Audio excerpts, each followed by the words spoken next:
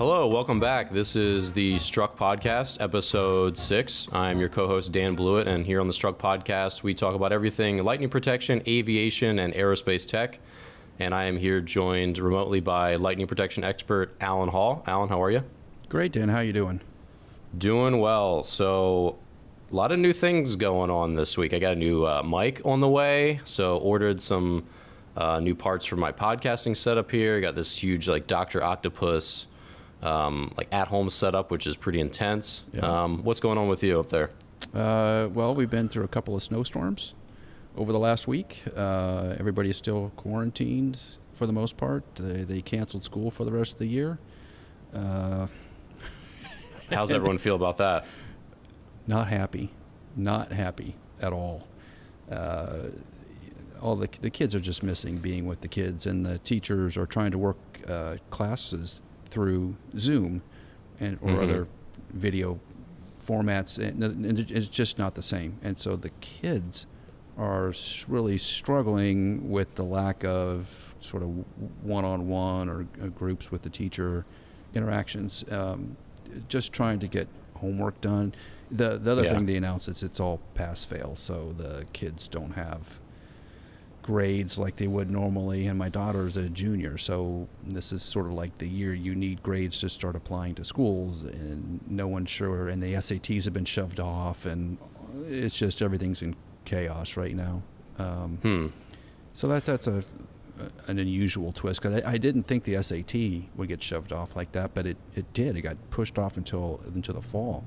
And then the other thing it seems like it's happening is a lot of the colleges and universities are not worrying about SAT scores, so they're just saying apply with what you have, which is going to be it's going to be an interesting curve that's just going to be on for the next couple of years to see how that all plays out. We're not going to know, obviously, for several years to see what happens there, but kids not going to class all the time, and just know a couple of teachers in different parts of the country, and they're having trouble with the kids showing up on the video links. Like, someone that just don't show up, and what are you going to do? There's really, you can't force them to show up, right? So if they're not going to show up, they're not going to show up. Yeah, it's unfortunate, because the kids are really missing out on a good opportunity to learn. You know, if you're sitting at home, you might as well be learning something. We'll see. Well, they're probably Googling things, if that's any consolation. They're probably TikToking, YouTubing. Yeah. We're learning how to. I mean, there's so much weird stuff on Instagram, like interesting stuff. I watch little clips of manufacturing and woodworking and like machining. So they're all probably learning lots of useless little things that are just. Those are useful things. Like, you know, what if you get stuck in the woods and you need to whittle yourself a canoe to swim downstream, you know? I mean, where else are you going to learn that at besides YouTube? Exactly. So you've got some news. You're in a new studio as well. So tell me about your new space. Yeah, so we're moving into a new manufacturing space. Everybody's frantically putting the space up. We've got contractors coming in individually, so they're kind of coming one at a time because of the coronavirus situation.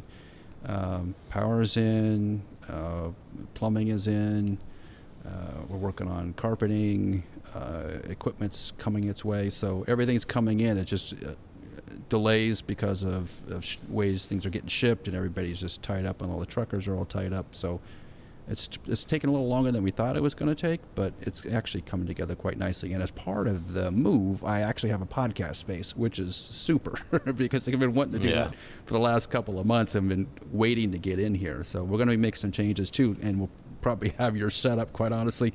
We'll have your setup of equipment in here, and it'd be nice. Finally. Yeah, it takes some doing, but it's definitely nice to just be able to kind of like hit a couple buttons and just reach from where you're sitting and just be ready to go. Yeah, it's every little kid's podcasting dream, of course. which is funny that I say that, because podcasting is such a ubiquitous thing now that there might be little kids that want to be podcasters when they grow up. Isn't that a weird thing to think about? But I think there are a lot of them. Yeah, it's radio now. So it's exactly radio. Radio has died a slow death, and everything has either gone to satellite or gone on to podcasting. Yeah. Yeah, I haven't listened to radio in so long. I mean, like, why would I? Like, who would listen to radio? I mean, Yeah, there's you still don't some have to. merits, but yeah, sit through commercials and they're curating music for you. It's But you're in a civilization. You're in a big area where there's a lot of radio stations. Washington D.C. There's a plethora of radio stations. Where we are, there's one that's close by. You can actually get. And you can only get it if you're in the valley of which the antenna is. So there's not a lot of radio stations to choose from, and even that one is struggling because people don't listen to it anymore. Yeah. Podcast. Yeah. It's the way to go. That's the way to go. So in today's episode, we're going to talk about a bunch of different things. We're going to talk about inerting systems a little bit, some of the things that Parker Aerospace is doing. And we're also going to talk about a little about lighter aircraft. So some of the things that Cirrus and Pilatus are doing. So they've got some interesting stuff, and I'm curious about some of their lightning protection and how it changes from jet to turboprop and also large, like commercial aircraft, to small, more like personal private jet kind of aircraft. So let's start with Parker. So obviously, we've mentioned in past episodes, and I'm sure we'll continue to talk about this, but the fascinating inerting system, which is not fascinating maybe to you because this is like things you've been doing for many, many years, but I don't think most people, as they fly in a commercial airliner, realize that there's this system that's pumping inert gas into the fuel tanks as they empty to keep them safe. Like that's that's like a kind of a mind-blowing thing for someone on the outside. But tell us a little bit about Parker, what they're doing, and how some of those inerting systems work. Yeah, so Parker had developed inerting systems a long time ago for military aircraft. Back in the 1970s, early 80s is when I think that was first developed. And if you think about a wing as being a fuel tank in your car, it's exactly how it is. Now it's sort of integral with the structure, so the wing structure is the tank. There's no separate structure inside the wing to hold fuel, for the most part. So the rivets you see on the outside of the wing penetrate into the inside, and then there's just fuel right behind it. So it's just the lightest solution to load fuel. Well, as you burn off fuel, you have this airspace above the fuel, and as you slosh around fuel, and depending on temperature, you've got fuel vapor up in there. And if the conditions are just right, it tends to be above 75, 80 degrees, and certain pressure thresholds, that vapor is flammable. So any kind of small spark could, in theory, light off that fuel vapor. And when you ignite any sort of gaseous fuel like that, it wants to expand rapidly. So what, in theory, would happen if it did ignite, it would overpressure the wing structure and break the wing structure, and that would be catastrophic. So the Parker Aerospace system, which is really ingenious, quite honestly, what it does is it takes bleed air from the engine. So there's the jet engine spool, there's compressed air that's forced into the engine essentially. It's the same air that pressurizes the cabin. So as you're sitting in your A320 or 737 or bigger aircraft, you're flying at a theoretical, I think it's 8,000 feet is what it feels like inside the cabin. They're actually taking air from the engines and pushing that into the cabin to pressurize the cabin. Well, they take some of that air and they shove it through a filter. So they take that air, and that air is mostly nitrogen. It's like 80-20, nitrogen to oxygen. It's about 20% oxygen in the air. They put it through a filter.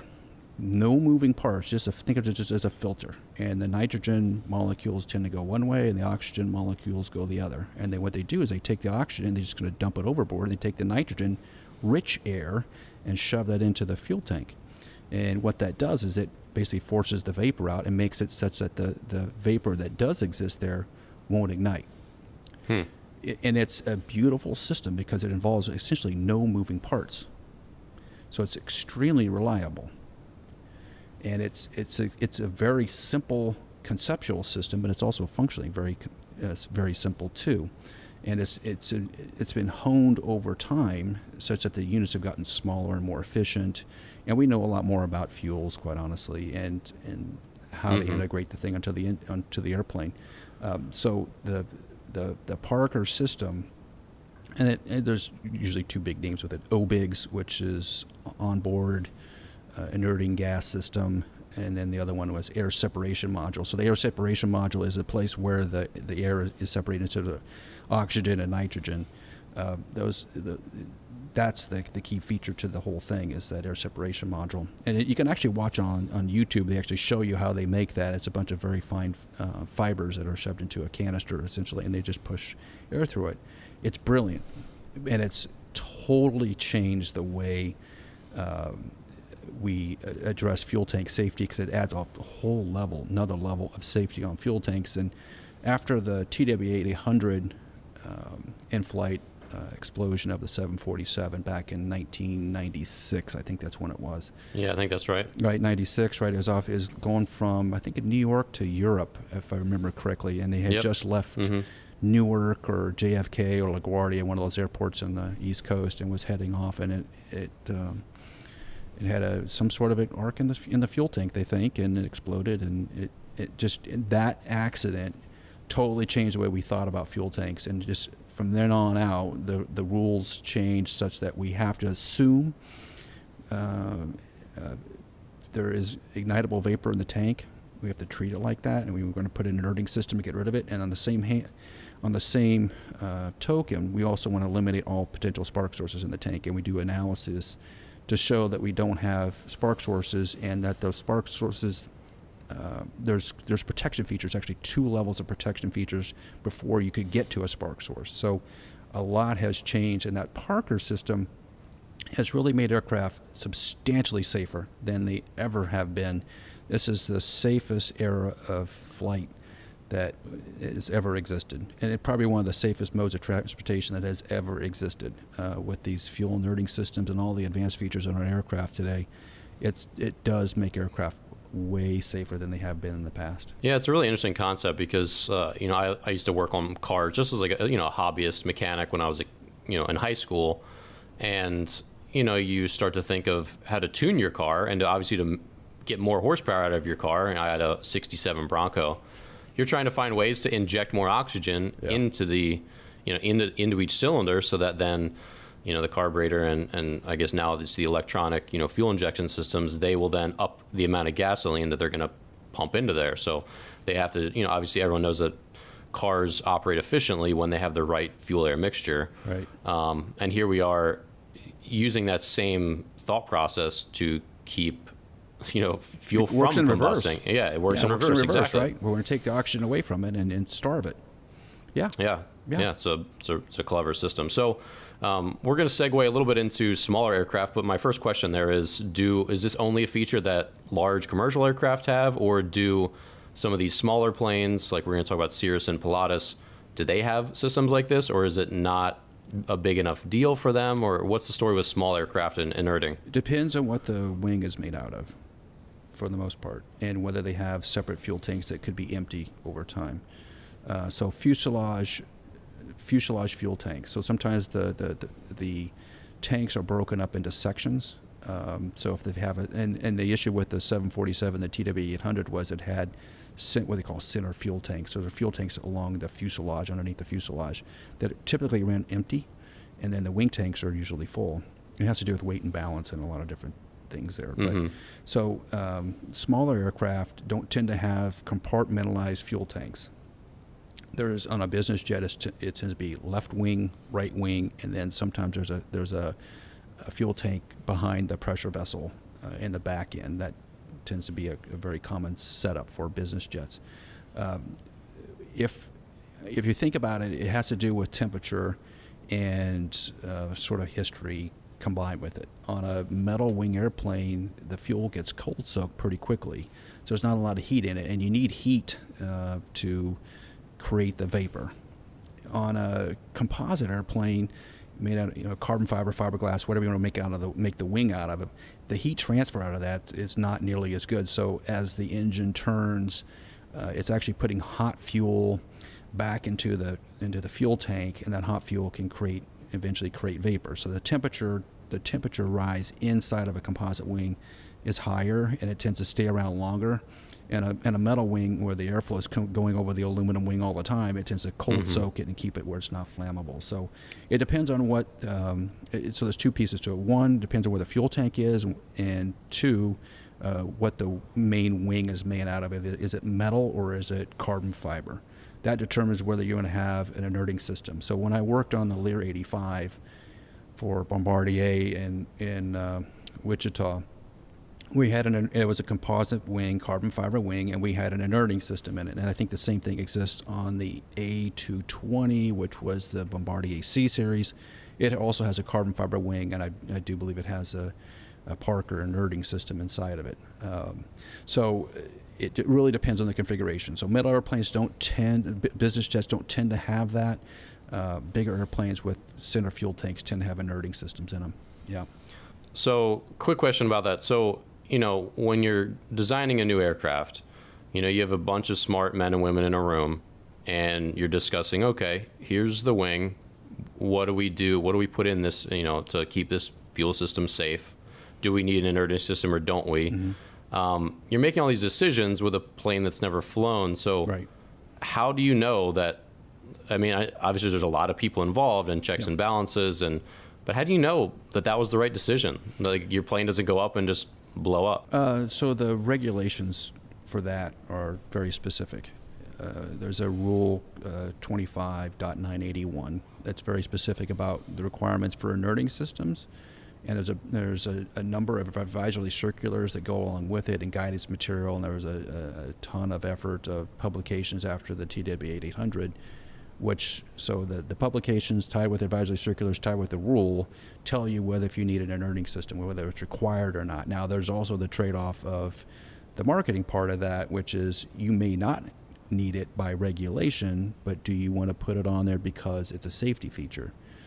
That's when it gets a little more murky, because a lot of aircraft have them and a lot of bigger aircraft have them. Do I put it on my larger business jet? That's a good question.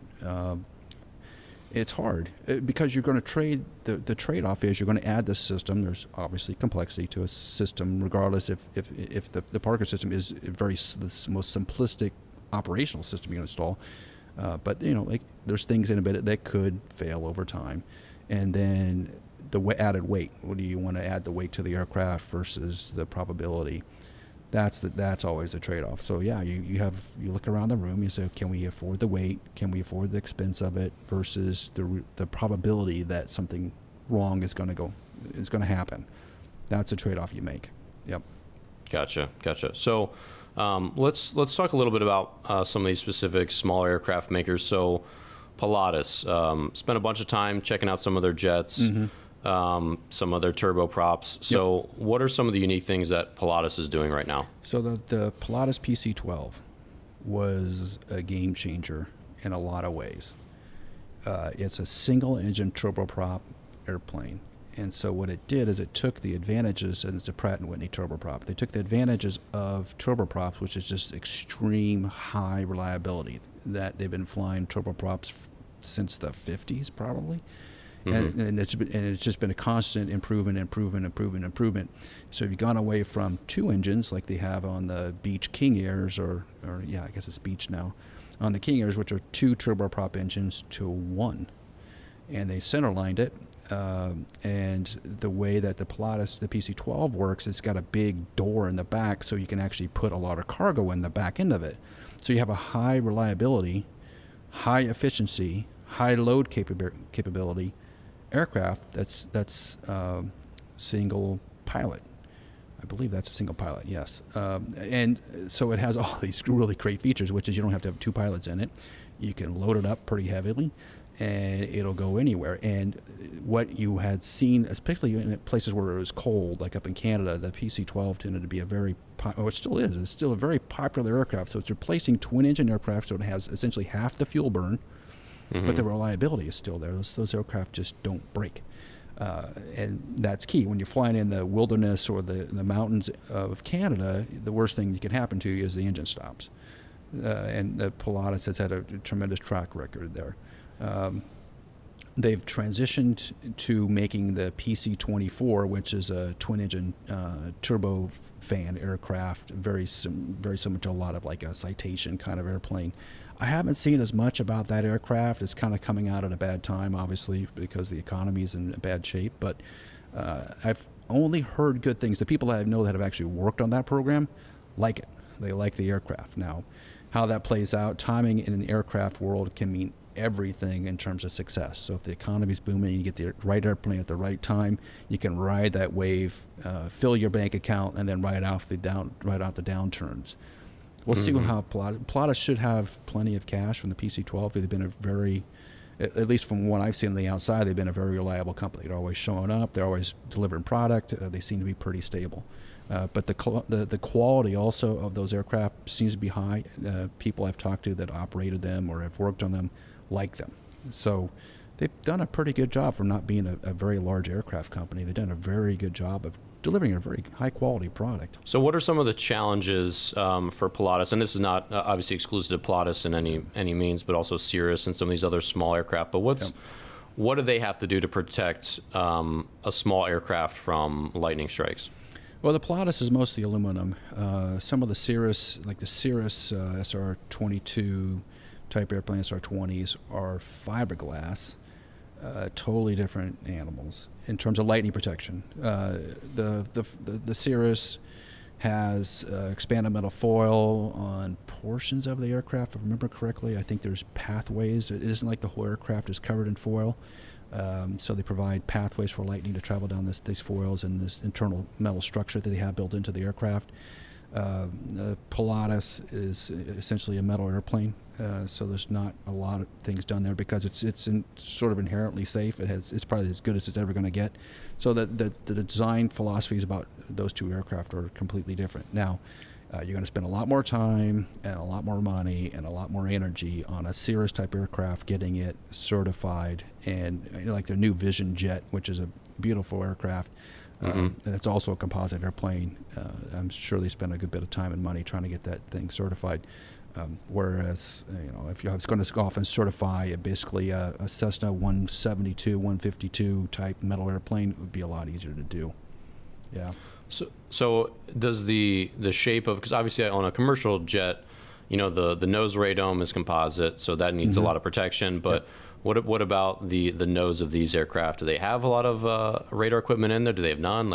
And obviously the more steeply cone shaped they are, that's going to affect the charging, isn't it? Yeah, like the PC24 has got a pointed nose radome on it. It all involves the expense of the aircraft and how fast it flies, how far it's going to fly, whether you end up having a weather radar or not. Now, Garmin's made a very small weather radar that they can put in a lot of different places. That's unique. So it's actually giving a small aircraft the ability to have a radar, which probably they couldn't have had before. And there's a lot of sort of wireless radar systems are just pulling off data and it's displaying on a radar display. So it's not live. It's just data like we would watch on television, watching the Weather Channel. It's just kind of displayed on some flight systems there. But the radomes for like the PC24 are going to get charged a lot because the airplane's fairly good size, so you're going to see a lot of charging issues. It's going to be a totally different beast from going from a turboprop PC12 to a PC24. Same thing for the SR22, Cirrus SR22 aircraft, which is a propeller-driven aircraft, going to a Vision Jet sort of thing where it has a nose radome on it. The way lightning attaches to those airplanes, the protection you got to put on the radomes is going to be completely different than what they've ever done before. So it's a new thing for them. And the turboprop engine itself, I mean, is there any issues with lightning? I mean, could lightning hit a propeller? I mean, could it go into the engine itself? Yeah. So how does that not? I mean, that seems like crazy risky, but it is. Apparently they're very safe. So how do you work that out?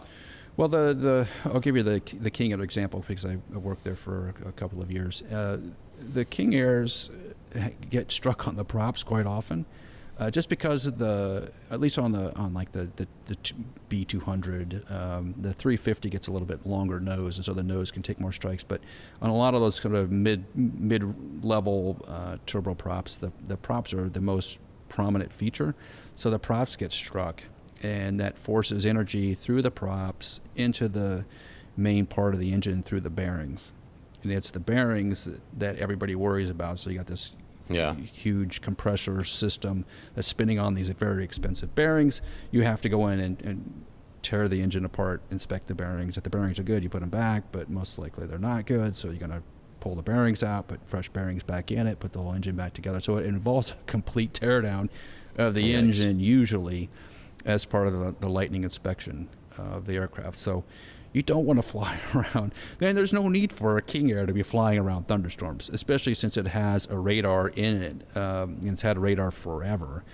So you should be able to avoid thunderstorms in a King Air. Plus, it's just not fun to fly in. I've been in a lot of King Air. I spent a lot of times in King Airs, and you don't want to be flying around convective activity if you can avoid it. So it's expensive when a King Air gets struck. It's also bouncy and a little bit scary when that happens, just being around the thunderstorms. So it's just best to avoid the thunderstorms altogether.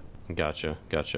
So let's shift a little bit to Cirrus. So what's unique about some of their aircraft, and what are they on the cutting edge of right now? Aerodynamics and safety. They've always been there on the aerodynamic side. Yeah, that parachute, that thing is, oh, that's awesome. That makes me feel like, oh, I could go fly a plane maybe, as long as I just like can deploy the air, the parachute whenever. And they've had quite a number of deployments. I forget what the total number is now, but you can just go on YouTube and see the deployments because people catch them falling from the sky with a parachute and landing on highways and things of that nature. But the parachute system is one of the early safety features that was in the Cirrus, and it works on a rocket that's and a parachute is behind the passenger area of the aircraft, and there's straps built into the composite structure of the aircraft. So as the rocket shoots up and the parachute deploys, it pulls these straps out of the outer shell of the fuselage, I'll call it, and it ties into the metal framework that's in the middle. Those are the lift points for the aircraft, and then it just drifts down to Earth.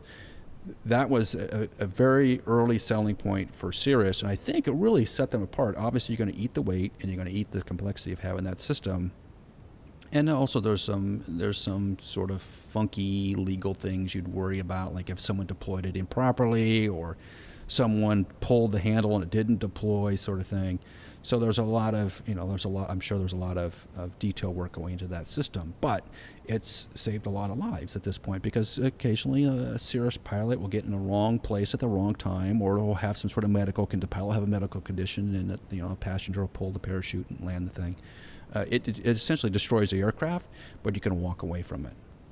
That's huge. And really? Why does it destroy the aircraft? Because it's actually pulling parts of the fuselage apart, and it uses the landing gear, which are always out. It uses the landing gear as part of the shock absorption system.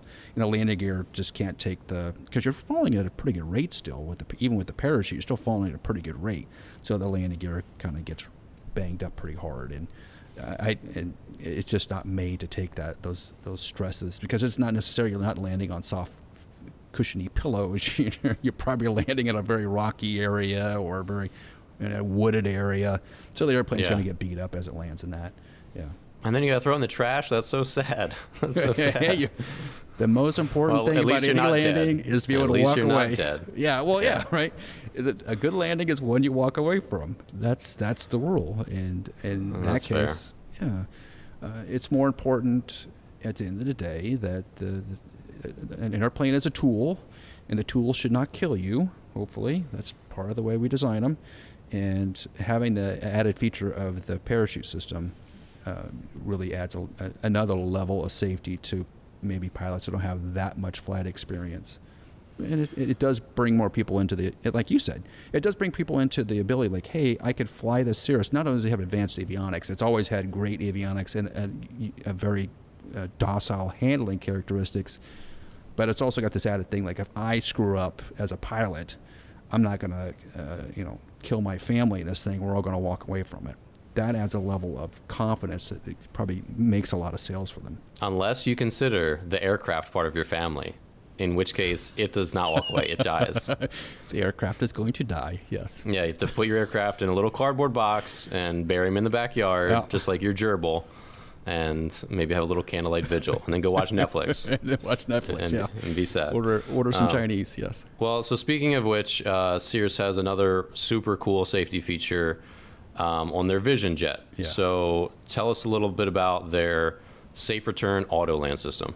So the safe auto land system, and everybody's got to go to YouTube and check out this, and we ought to include Yeah, it's an impressive video for sure. Yeah, it's extremely well done, and it lays out exactly how the system works, because there's really nothing like it on the market.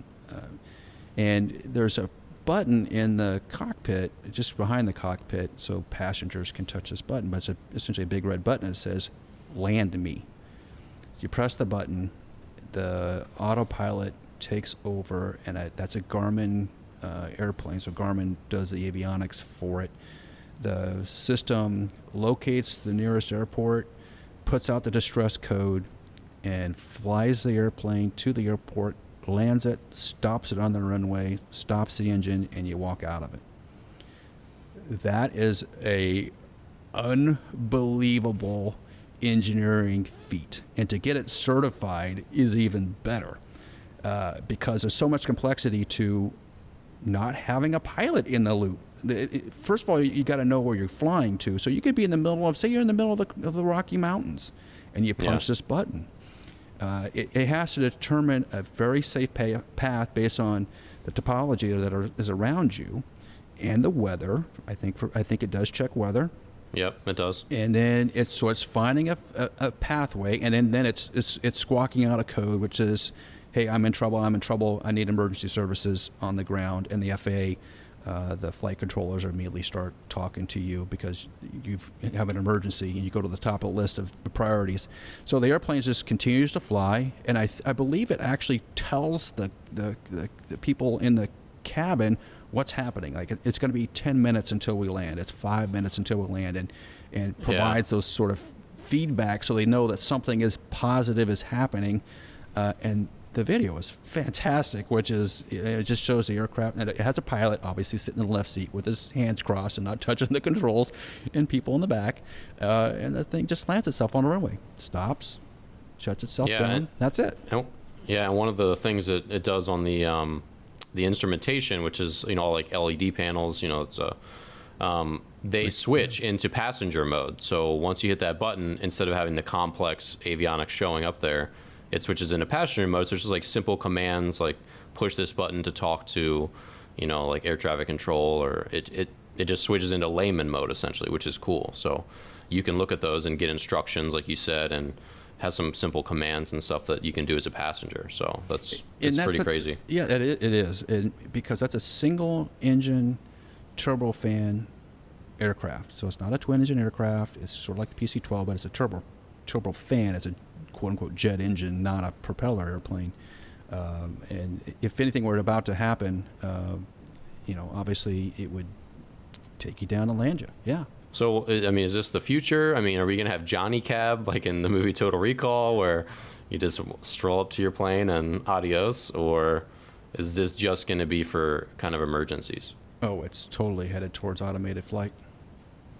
Why wouldn't it be?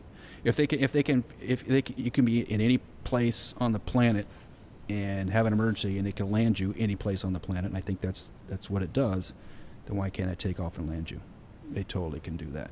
Yeah, then you could start a ride-hailing company called Lyft. Oh man, wouldn't Uber? that be good? Yeah. Yeah. They can definitely do that, and I think the goal of all those automated pilot systems is to get the knowledge. And Garmin is a very advanced avionics electronics company, and they've always been sort of pushing the envelope in what they can deliver to the pilot. And if they can get to that next stage, boy, oh boy, look out. I would be shocked, absolutely shocked, if they're not working with all the different autonomous flight companies right now. Totally shocked if they're not working with them. Yeah, that seems like, like you said, it's the direction everything is potentially going. And then when we have flying cars and we have everything just like the movie Blade Runner, then, life will just be perfect. Blade Runner was not perfect. I don't know if you've seen that movie recently, but that was not a very uplifting. This is true. Right. But we get replicants to drive us places, get replicants to pitch us batting practice. Then we can be freed up to watch Netflix literally all the time. That's just watch Netflix. We're just like laying part of the problem, I think. Yeah. Well, basically all this technology is just allowing human beings to watch more Netflix. That's what it all circles back to. It's an ingenious scheme that Netflix has, right? Yeah, you're right. This will be uncovered in a decade. It was all Netflix the whole time. It's all Netflix, yeah. Well, which is actually a funny thing to talk about, because when we do have more time as people, like when we get this convenience, like I can just hail a cab, I can just hail a plane. What do we actually do with our new free time? And we're not going to get into this today, but it's an interesting thing to ponder. You know, it's not like we're going out and, you know, meditating and reading books like we would do 50 years ago. A lot of times we are just like wasting this extra time that we create for ourselves, but it'll be interesting to see how people use, I guess, their time. Like, you know, you think about it. Even in our parents' lifetimes, indoor plumbing. That's in my parents' lifetime. It was a big deal. Right, and think of all the time it saved. Dishwashers, think of all the time that it saved. And we found things to do. We've definitely found more things to do, and we definitely make our lives busy. But if you think 50 years ago, 70 years ago, everything was harder. No cell phones. I mean, everything just took more time to do, and so we've simplified a lot of things, and now we have the ability to do more extravagant, like launch rockets into space and have them land vertically on a barge in the middle of the ocean, right? I'm not sure that could have been done 20 years ago. Couldn't have been done. You know, all those time-saving features that we've added to ourselves have made some of these other features, other inventions possible. Yeah, for sure. I mean, with me not having to wash my dishes, the sky is the limit. It's just the limit. Yes.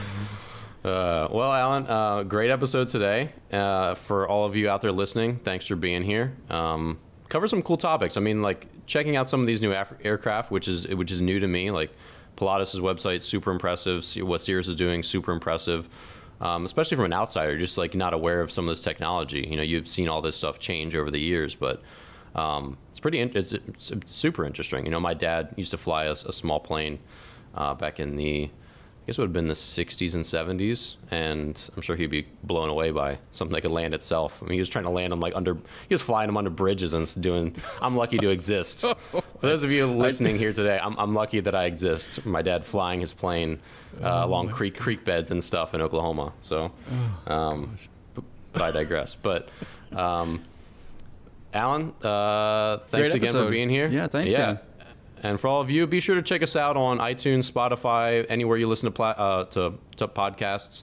Obviously, we're on YouTube, so definitely check us out for our full video versions and our short clips. So if you're looking for a quick, burst of knowledge or just a little topic, you can check out our quick bites on YouTube and just kind of grab what you need and be on your way. So thanks again. Be sure to subscribe and share with a friend, and we'll catch you here next week on the Struck Podcast.